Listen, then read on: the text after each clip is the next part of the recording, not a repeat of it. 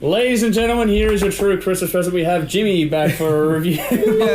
Hey! Jimmy! And just for your enjoyment, we're going to review Lou Reed Metallica's Lulu. Fucking yeah! 10 tracks for 87 minutes. This is a collaboration album between Lou Reed and Metallica, released October 2011 via Warner Brothers and Vertigo Records. Produced by the artists, along with Greg Fidelman and Hal Wilner. Recorded at Metallica HQ. Hi. We're getting everyone coming in and out now. Metallica HQ in California, as I was saying. Only the one single was released in The View, and the album peaked number 36 in the UK and US, 33 here in Australia, while doing rather well across the globe, debuting in the top 10 of 8 countries.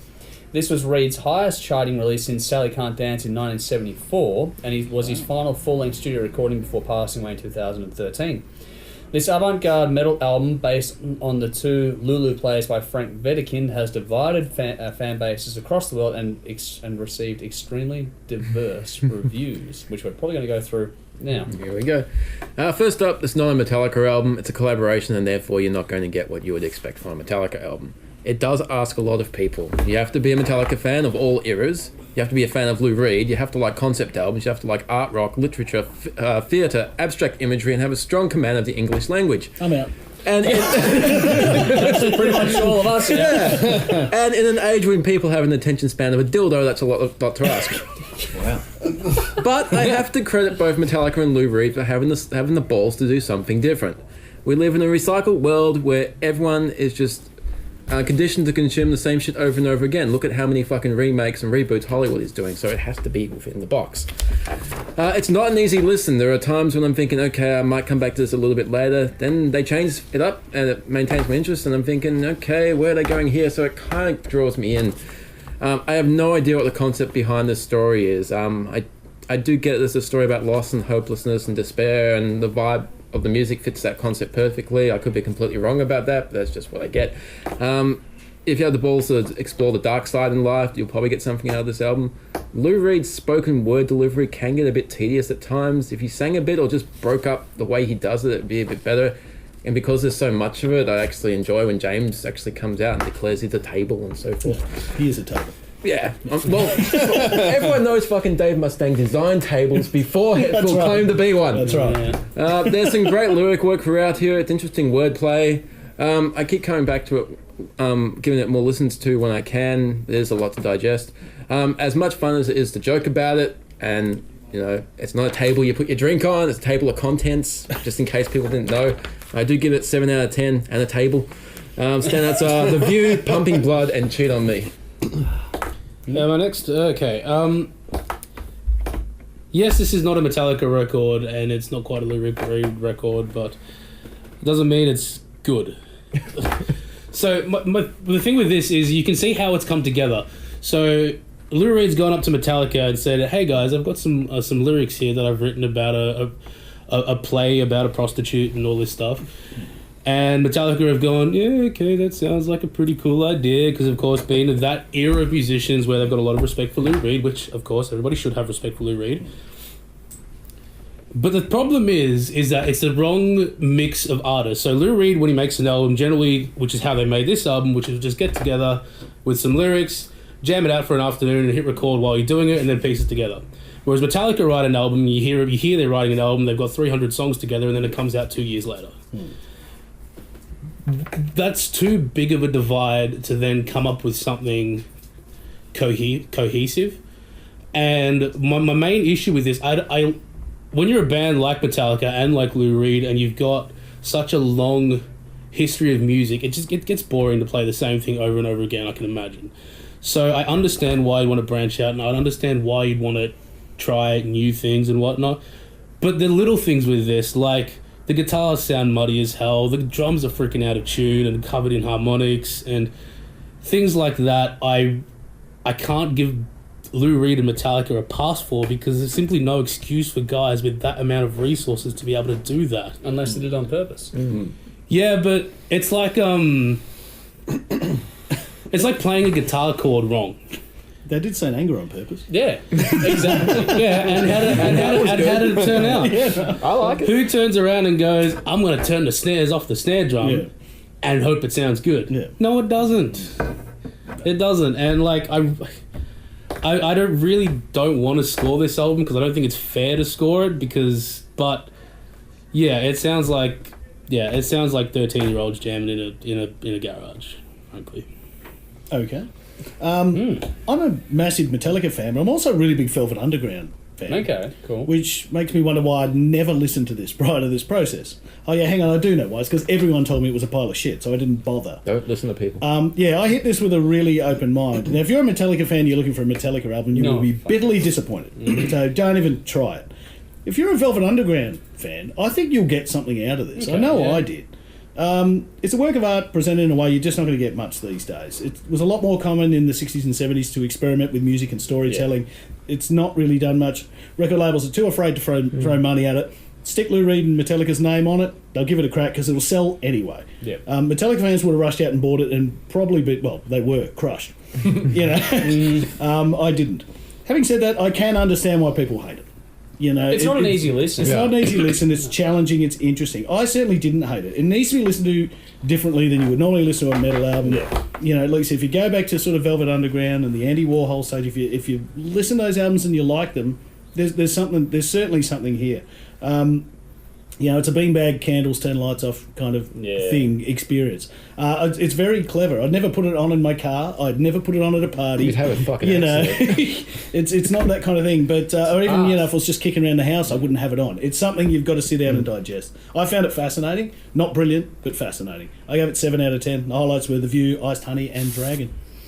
Again, like you, Brendan, I avoided this album because of the reviews and everything that was sort of going on with it. And I was just like, yeah, I'm not going to do it. I'm just not going to even waste my time on it. But I kind of wish I had of, because it's not as bad as what people think. It's actually, it cops a lot of flack, and I don't think it should. I think if you're looking for one or the other in terms of artistry, it doesn't fit a Lou Reed and it doesn't fit a Metallica. Yeah. But it's a collaboration, like Dave said, and you've got to be open-minded for these things, you know.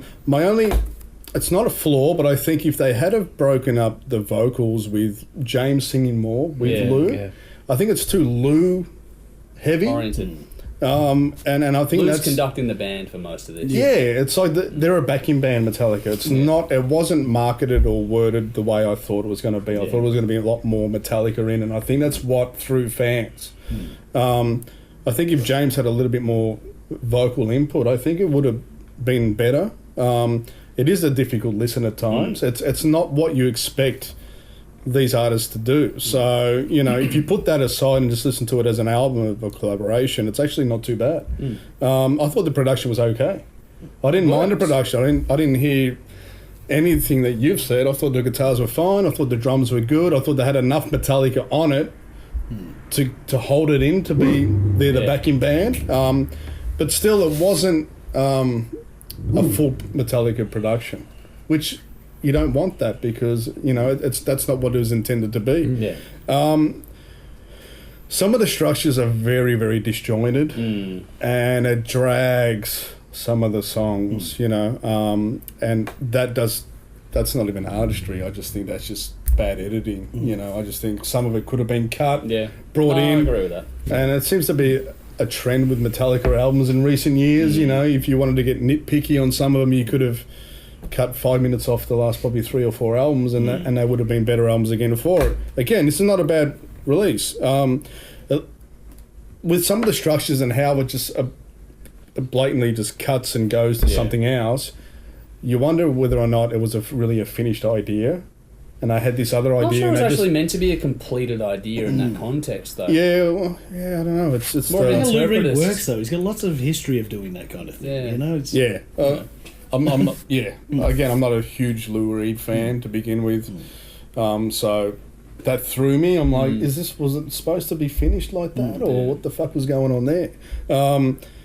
Look, 5 out of 10. It's only because it is, you know, it's neither here or there for me. You know, Iced Honey and Frustration were the 2 songs where I thought, I didn't mind those, but overall, I've listened to it twice, and I don't need to go back to it, but essentially, if it came on my iPod, it'd be refreshing to listen to all the same. Yep. So, All right, you've been waiting for this. I actually wrote this on the fly when I was sitting over there, and this is the greatest album of all time, right? Without any shadow of doubt. So you guys are all fucking wrong. And of course I'm lying because this is one of the worst albums recorded in the history of music. Tell us how you feel. Yep. Go on, have a vent. From memory, this album came out around the same time as Steel Panther's Balls Out album, and I listened to them one after the other. There was a Steel Panther album. Wow. I think it was that one. And I remember listening to them both and laughing way more at this than I did. I don't actually think this is Lou Reed on this album at all. I think this is Grandpa Simpson. Put him in. Surely this album is Metallica playing a joke on the rest of the world. I think. James singing about a table. This is an embarrassing thing to listen to, and the lyrics are about the standard of a 5-year-old prep student. Anyone who thinks this is any good is completely tone deaf because it's shit. There is nothing good about this album in any way, folks. Okay? It's a great thing that it's not on Spotify or Apple Music either, because this album should not be listened to by anybody.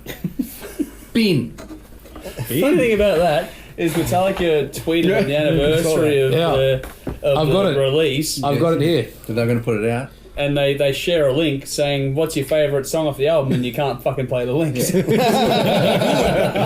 a disgrace. I'm not sure if they were trolling everyone or not. It's Dare We Ask what your favourite song on the album is, Winky Face. Yeah. It's like, they know it's shit. Come on, it's a shocker.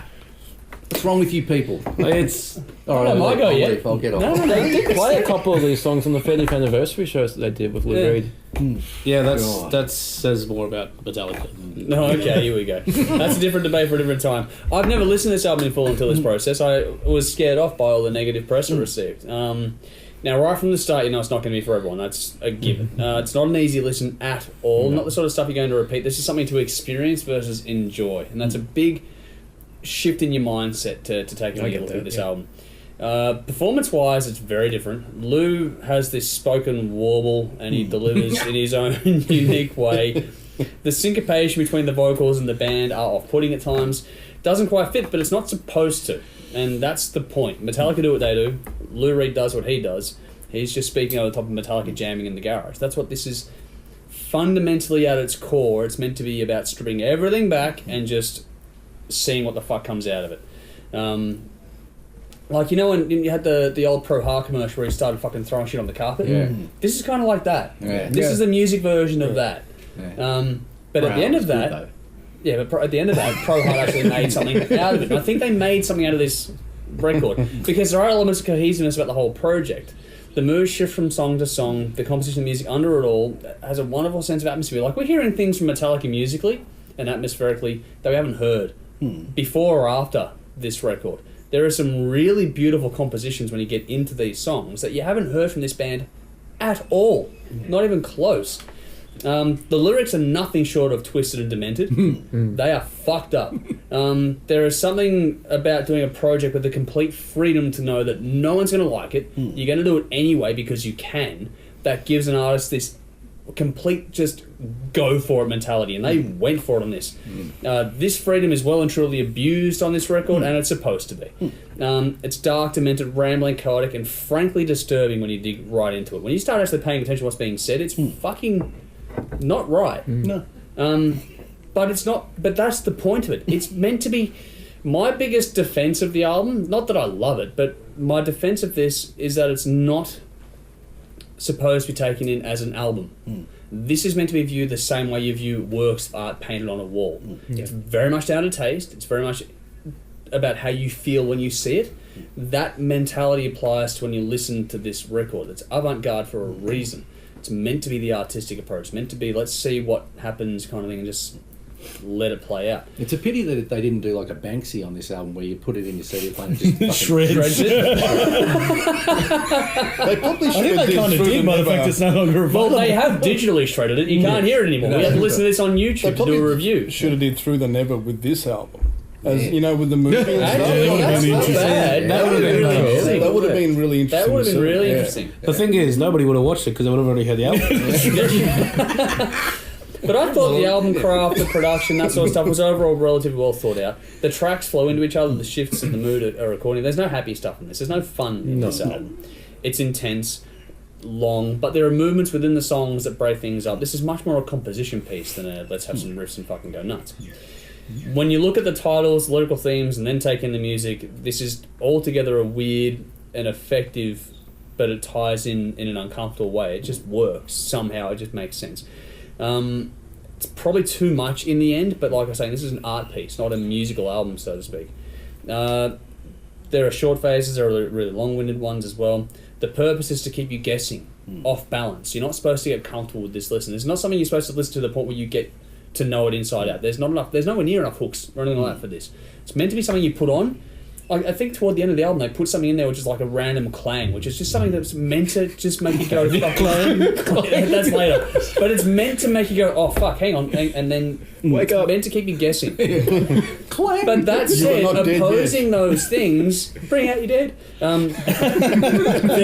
There's meant to there are some parts that are, like I was saying before, the composition, the beauty of that, and there are some rhythms in this, and now in the musical side of things, there are some little hooks in there. There are some really cool parts in this. And if you completely bypass this album, you're actually going to miss out on something really cool at points.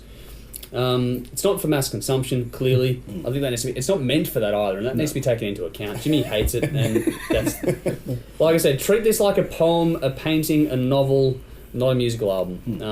I know that's hard to do, but that's how you best approach this sort of work. If you can do that, I think you find something cool. I'm not going to spin this over and over again. That's just not going to happen. It's actually rather dark, twisted, and depressing. And while I normally like that sort of stuff, it's a bit too demented. Just the content. I was expecting something terrible, and I didn't get that. I got something that's actually okay. It's interesting. You need to be objective and open to it. It's not going to be something like I see put on all the time, but it is one that you should actually give an open-minded spin to. I think you have to listen to this with a complete open mind. I've listened to a lot worse this year alone. Yep. Quite frankly, I really have. I was going to say one then, but it would have been wrong. Anyway, I gave this a 6.5 out of 10. I picked Junior Dad. That is a beautiful piece of music. The composition is fantastic in that, and I also picked Ice Honey. I think that's almost a universal standout for us across the board here. So, except for Jimmy. What's better, this or the Malmsteen one from a couple of years ago? This by far. Whoa! Debatable. By far. All right. All right. Anyway, check it out for yourselves and let us know what you think. All right. Go wait for Brendan to come back. This is bizarre. Let me fell How over. you feeling? Next to you. Yeah. You're not on the other end over there. Yeah. Times have changed, buddy. Yeah. You haven't been this close to me since the one-on-one episodes. No, that's right. Jeez. It's all good. It's all good. Yeah? Okay. Which way you want to go after that one? I don't feel right, Jimmy, sitting over there. It's all right, man. We mix it up, man. That feels really weird. No, it's a trash can. You gonna cry? Yeah. Anyone used it over 5? Fuck. Bit extreme. Alright, we'll throw it to you and we'll work it out after that. Alright? Shall we? Alright. You want to count us in for old Done. time's sake? 3, 2, 1. Go! Because the Malmsteen one was recorded by a potato through a potato in a potato. That Malmsteen one was shit because that was meant to be an album. This is meant to be so something bad. different. So bad. Is anyone a Velvet Underground fan? No. Fuck, I wish I could change my Torture album. No.